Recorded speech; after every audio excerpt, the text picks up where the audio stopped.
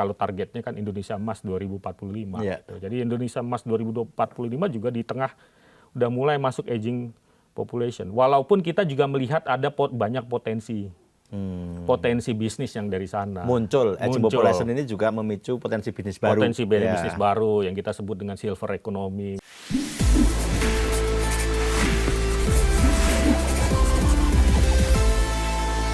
Kalau kita bicara sektor nih, Mas Asmo, di kuartal keempat, kuartal atau kuartal 4 dan tahun depan, kira-kira apa yang menarik nih kalau saya investor saham nih? Nah, ini menarik. Saya ingin bicara fundamentalnya dulu ya. Okay. Nah, karena nama acaranya juga fundamental. Jadi kita menghitung rata-rata pertumbuhan sektoral dalam 3 tahun terakhir. Ya, dalam 3 tahun terakhir itu ternyata ada sektor-sektor yang tumbuhnya cukup pesat ya, jauh di atas dari pertumbuhan ekonomi nasional. Yang pertama itu catatan kami ini di transportasi dan pergudangan. Itu tumbuhnya 13,1%. Itu karena e-commerce kali ya? Iya, jadi pertumbuhan logistik ya itu pesat sekali di tahun ini ya. Kita pernah berdiskusi juga dengan beberapa players dan mereka mengatakan bahwa memang tahun 2025 ini adalah salah satu tahun terbaik kita juga ya dari sisi kemudian transportasi, perdagangan ya barang ya, transportasi barang, logistik ya. Dan memang terlihat dari data BPS juga ya, di mana angkutan barang itu juga di 2025 itu tumbuhnya jauh di atas dari yang posisi 2024. Bahkan kalau bandingannya dengan 2024 dibandingkan dengan 2023 ya itu jauh lebih besar yang sekarang gitu. Jadi itu yang pertama. Yang kedua adalah sektor hotel dan restoran. Terus yang ketiga adalah kemudian kita bicara informasi dan komunikasi, Infocom, ya itu juga tumbuhnya masih di sekitar 5,4%. Baru kemudian kita bicara terkait dengan jasa kesehatan itu jasa kesehatan kita lihat di 5,4%. Sorry, Infocom itu tumbuhnya 7,8%. Infocom ya? Ya, Information and Communication ya.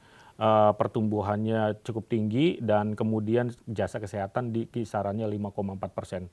Jadi secara fundamental memang yang resilient di Indonesia sektor-sektornya yang itu ya.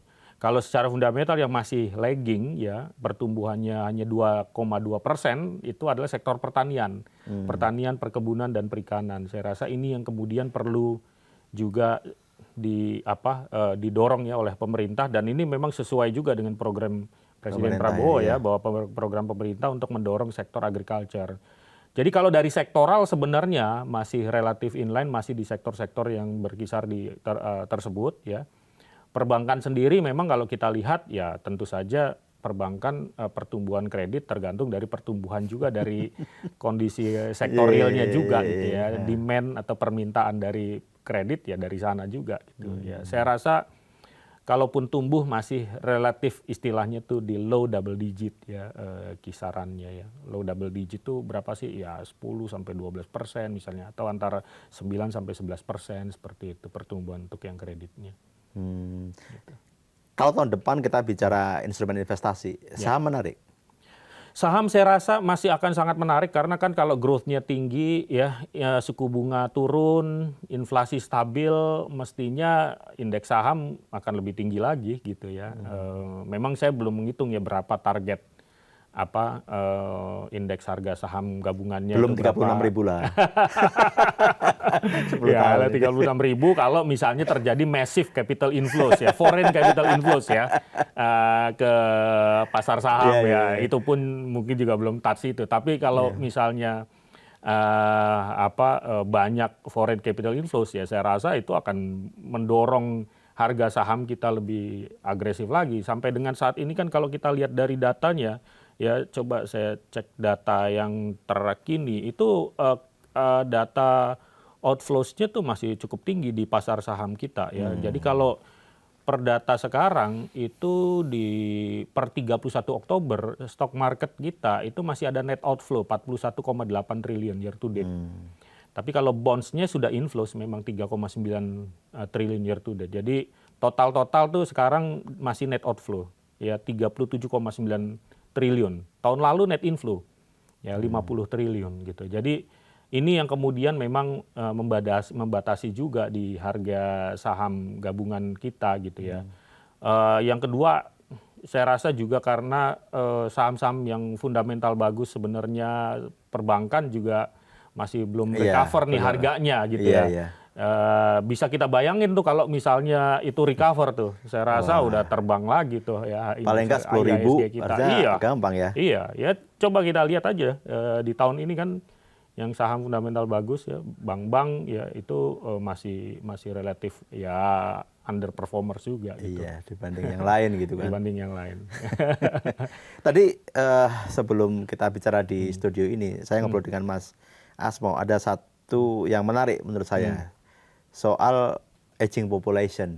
Setiap orang sekarang ngomong bonus demografi, tapi lupa bahwa bonus demografi ini ada batas waktunya gitu. Kalau kita nggak bisa achieve dalam berapa tahun, 10 tahun ke depan, itu justru akan menjadi problem bagi kita. Bisa dijelaskan lebih detail, Mas? Iya, jadi ini yang jadi concern saya sebenarnya dalam beberapa tahun terakhir juga. Memang tahun 2026 ini menjadi kritikal juga ya bagi kita semua karena kalau kita lihat selama ini kan pertumbuhan ekonomi Indonesia memang rata-rata di 5% ya. Yeah. Saya rasa memang kita harus tumbuh ya jauh di atas 5% ya secara gradual tentu saja ya, secara bertahap. Kenapa? Karena kalau hanya tumbuh di 5% tidak cukup kemudian untuk mengangkat pendapatan per kapita kita ya. Sekarang di 4.900 sampai 5.000. Yeah. Kita lama-lama kalau hanya tumbuh di 5% akan kesalip oleh Vietnam. Rata-ratanya udah mendekati Indonesia di 4.700 sampai 4.800 gitu ya. Nah, kita saat ini berada memang di episode banyaknya demographic bonus atau demographic dividend misalnya. Tapi demographic dividend itu nggak akan kemudian berlangsung selamanya. Iya.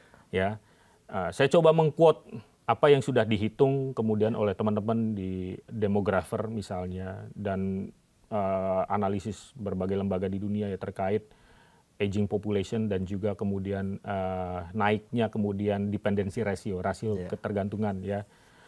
Kalau dilihat dari kemudian datanya atau projectionnya itu kemudian akan bisa terjadi di 2035 atau kalaupun di stretch di kisaran tahun 2040-an. Itu udah sebentar lagi udah ya. tinggal sebentar lagi. Iya. Artinya dengan 2035 misalnya kita bersiap, kita pakai worst case scenario 2035 sudah terjadi 10 tahun lagi. 2 cycle masa pemerintahan presiden gitu kan. Iya. Jadi jauh lebih pendek menghadapi situasi itu dibandingkan kalau kita flashback ke masa reformasi kan sekarang 2000, katakan 2000, sekarang udah 25 tahun gitu kan. Iya.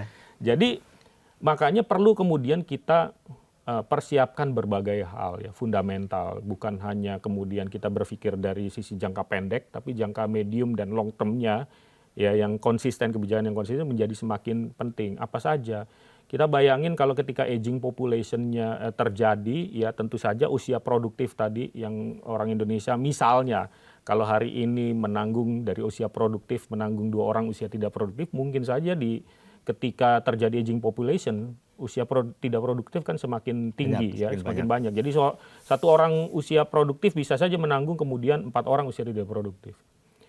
Bayangkan ketika itu terjadi, kita belum mempersiapkan masyarakat Indonesia untuk menjadi yang lebih tangguh dan lebih produktif misalnya. Dengan cara apa?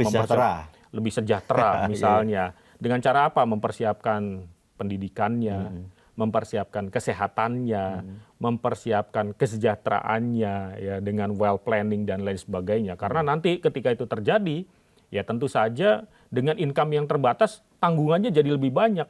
Sehingga ke saving dan juga ke investment produk jadi relatively lagi lebih limited, termasuk juga dengan insurance. Kita akan kemudian mudah untuk menjadi tua sebelum kaya, kan istilahnya seperti itu yang kami ya. Getting old before getting rich gitu. Nah ini kan jadi dooms juga ya, concern kita juga ke depannya ya, kemudian nanti bisa saja kemudian ekonominya jadi relatif lebih lambat, income per kapitanya juga tidak bertambah, dan kemudian kita terjebak pada middle income trap tadi yang dikatakan dari sejak bertahun-tahun lalu. Jadi apa yang perlu disiapkan sekarang ya, selain kemudian kita memikirkan program prioritas pemerintah, ya pasti yang perlu dipikirkan ini sejalan juga sebenarnya dengan rencana kerja dan inisiatif dari Presiden dan juga pemerintah. Memperkuat sektor pendidikan dan memperkuat sektor kesehatan juga gitu ya. ke depan itu yang akan jadi challenging adalah misalnya dunia dana pensiun, sektor dana pensiun, asuransi ya. Karena kalau misalnya belum kemudian getting rich, ya otomatis kemudian nanti beban untuk klaimnya akan jauh lebih besar lagi dibandingkan dengan premi yang ada misalnya. Nah ini kan nggak bisa disiapkan dalam cuma episode 5 tahun, 3 tahun. Ya memang harus dicicil dari sekarang ya. Kemudian disiapkan fundamentalsnya tadi. Bagaimana nih kemudian kita menyiapkan yang seperti itu. Makanya menjadi urgent bukan hanya tahun 2026 memikirkan jangka pendek ya target untuk tumbuh ya di tahun tersebut, tapi juga memikirkan kemudian mempersiapkan Indonesia ya lebih konsisten lagi mendorong pertumbuhan hingga 2035, 2040 gitu ya. Kalau targetnya kan Indonesia Emas 2045 gitu. Jadi Indonesia Emas 2045 juga di tengah udah mulai masuk aging population. Walaupun kita juga melihat ada banyak potensi bisnis yang dari sana. Muncul. Aging population ini juga memicu potensi bisnis baru. Potensi bisnis baru yang kita sebut dengan silver economy misalnya. Ya kita kalau udah aging population kan ada bisnis yang terkait dengan orang tua gitu. Kesehatan ya. Home caretaker, produk-produk untuk orang tua misalnya. Seperti itu. Terus kita siapkan tuh ada potensi bisnis tuh nanti. Iya.